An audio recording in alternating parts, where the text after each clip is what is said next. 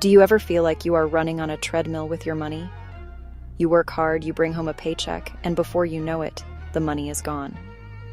The end of the month arrives, and you are left wondering where it all went, with a knot of anxiety tightening in your stomach. You worry about the next bill, the next unexpected expense, the next phone call from a collector. You see other people getting ahead, buying homes, taking vacations, and you feel like you are being left behind, stuck in a cycle of just getting by. That feeling is not just in your head. It is a real and painful trap that millions of people fall into every single day. This isn't a game. Your money situation directly impacts every single area of your life. It affects how you sleep at night, the food you can put on the table for your family, and the opportunities you can provide for your children. When money is a constant source of stress, it robs you of your peace. It takes away your ability to dream, to plan, and to feel secure. Let's talk about the first and arguably most critical, financial mistake: living without an emergency fund. It's like walking a tightrope without a safety net. Every step is filled with a low-grade, constant anxiety. You might be doing okay for a while, carefully balancing your income and your expenses, meticulously planning each move. You feel a fragile sense of control, a belief that as long as you don't look down, you'll make it to the other side. But the truth is, you are one small gust of wind away from a catastrophe. For most people, this precarious existence looks like a life lived paycheck to paycheck. It's a relentless cycle. The money comes in on Friday, a brief moment of relief, and by Tuesday, it's already spoken for. Rent, the car payment, utilities, groceries. Every dollar has a job before it even arrives, and there is absolutely nothing left over. No buffer, no breathing room, no margin for error. So when life happens, and it always does, you are completely unprepared. It's never a matter of, but the transmission goes out on the car. A child gets sick and needs an unexpected trip to the doctor. The air conditioner breaks in the middle of a sweltering summer. Your heart sinks because you know you do not have the cash to cover it. The pain of this mistake is deep and immediate. A single, unplanned expense can completely derail your life, turning a simple inconvenience into a full-blown crisis. This is the moment it forces you to make terrible choices. You might put the expense on a high-interest credit card, telling yourself you'll pay it off next month, knowing deep down that you won't have the money then either. Or worse, you might have to take out a predatory payday loan, which is like pouring gasoline on a financial fire. These loans are designed to trap you, not help you. This creates a downward spiral. The new debt grows, the stress mounts, and the feeling of being trapped gets worse. You can never get ahead because you are always putting out fires instead of building for the future. Your financial life becomes a series of reactive, panicked decisions instead of proactive, intentional ones. But here's the good news. An emergency fund is the buffer between you and life's chaos. It's the safety net that catches you. The fix for this is straightforward, and you can start this very second. Your first goal is to save a starter emergency fund of $500. This isn't your forever fund, it's your get out of immediate danger fund. It's the money that lets you say no to a payday loan and I can handle this to a flat tire. So, how do you get there? Let's break it down. You can build it slowly. Saving just $25 a week gets you there in 5 months. Or you can get intense and find it fast. Look around your home. What can you sell? Old electronics, furniture you don't use, clothes you haven't worn in a year. List them online tonight. You could also pick up a temporary side hustle, drive for a rideshare service, deliver food, or do freelance work online for a few weeks. The goal is to get that $500 in the bank as quickly as humanly possible. Now for a few crucial mini tips to make this stick. First, automate it. Set up an automatic transfer from your checking to your savings account every payday, even if it's just a small amount. This puts your savings on autopilot and builds the habit. Second, put this money in a separate savings account, preferably at a different bank than your checking account. This creates friction and makes it harder to dip into for non-emergencies. Give it a specific name, like emergency fund or do not touch. This simple act psychologically separates it from your everyday spending money. And finally, understand the most common pitfall: confusing a true emergency with a simple want.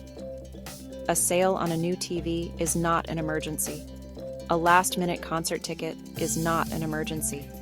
This fund is exclusively for genuine, unexpected events that would otherwise send you into debt. Guard it fiercely. This $500 is your first step toward financial peace.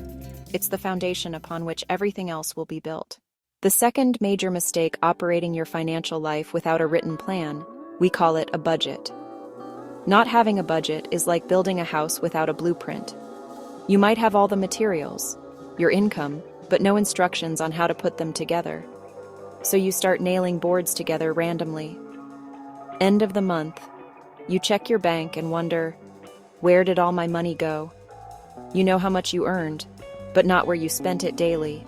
Coffees, lunches out, subscriptions, you forgot impulse buys at checkout. Those add up and vanish. This causes a specific pain, confusion, and regret. Your money is leaking away. You lose control. You are a passive observer instead of the driver. Missed opportunities follow. The fix is simple. Create a zero-based budget before the month begins. Give every dollar a name and a job.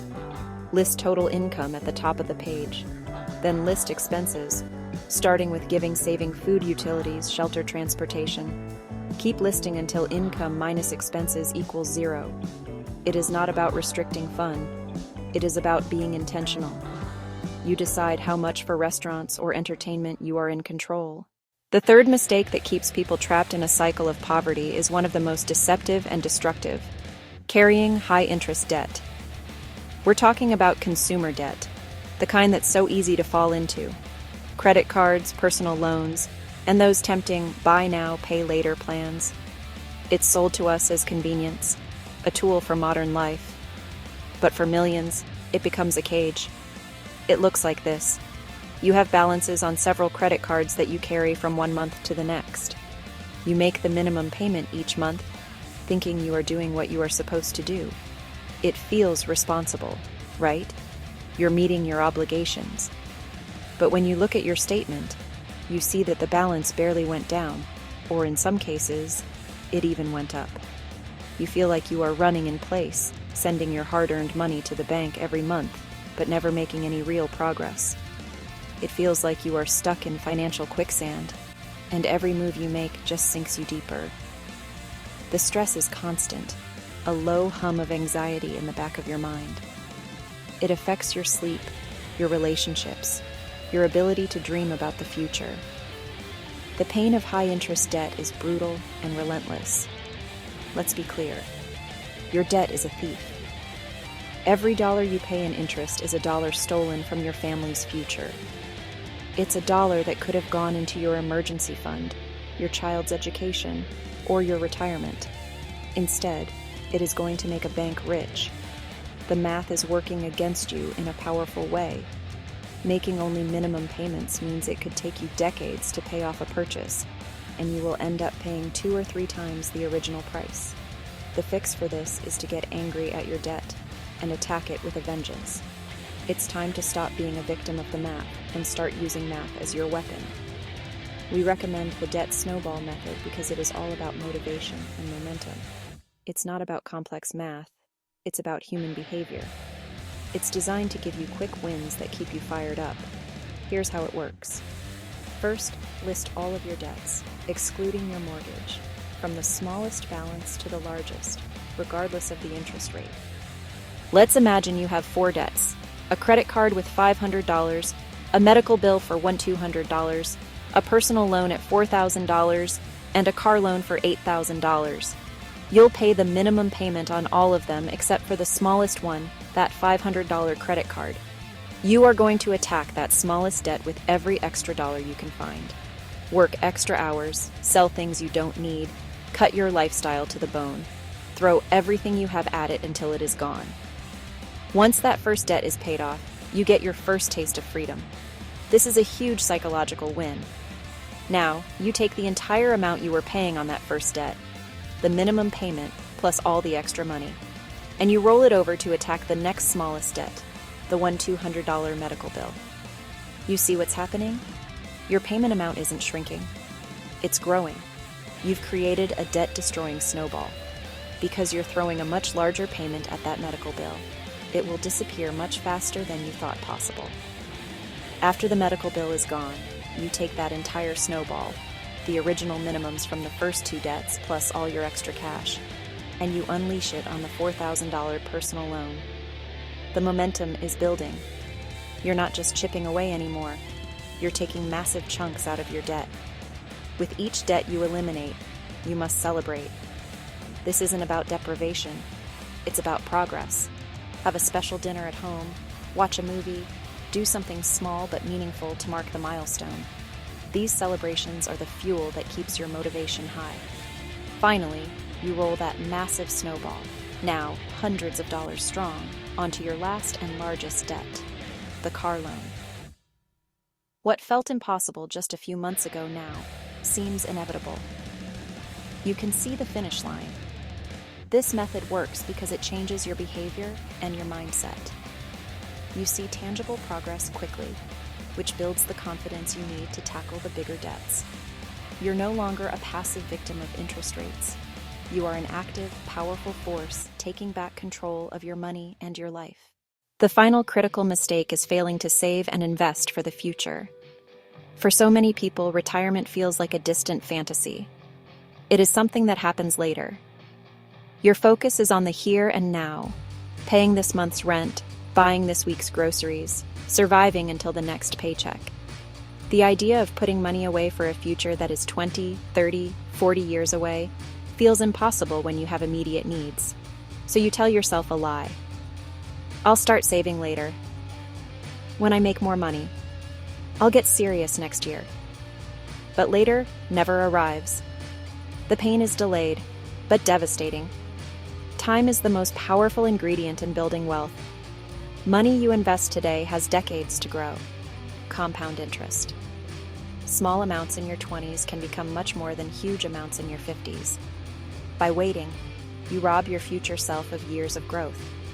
You force your older self to play catch-up, saving an impossibly large percentage just to have a shot at retirement. The fix: start now, however small. Make saving a priority. If your employer offers a retirement plan, like a 401k, start contributing immediately. At minimum, get the full employer match. That match is free money. Not taking it is turning down a raise. No plan at work?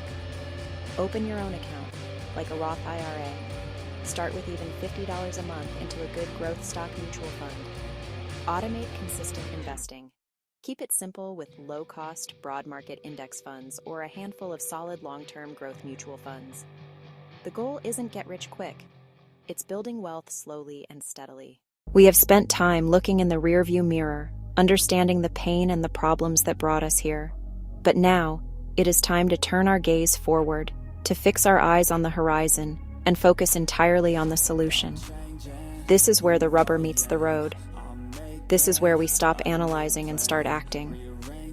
Knowing what is wrong is half the battle, but taking action is what wins the war. It's the difference between knowing the path and walking the path. The journey ahead won't be one with knowledge alone, but with consistent, deliberate steps. The journey out of financial stress can feel overwhelming. Looking at the mountain of debt or an empty savings balance can make you want to give up before you even start. It's a paralyzing feeling, a sense that the hole is too deep to climb out of. So, I want you to make a promise to yourself. Ignore the size of the mountain. Don't look at the summit. Just focus only on the very first step. Your brain is wired for progress, and it registers a small win with the same chemical reward as a large one. We're going to leverage that. The single most powerful thing you can do is take one small positive action today. Not tomorrow, not next week, not after your next paycheck. Today. Right now.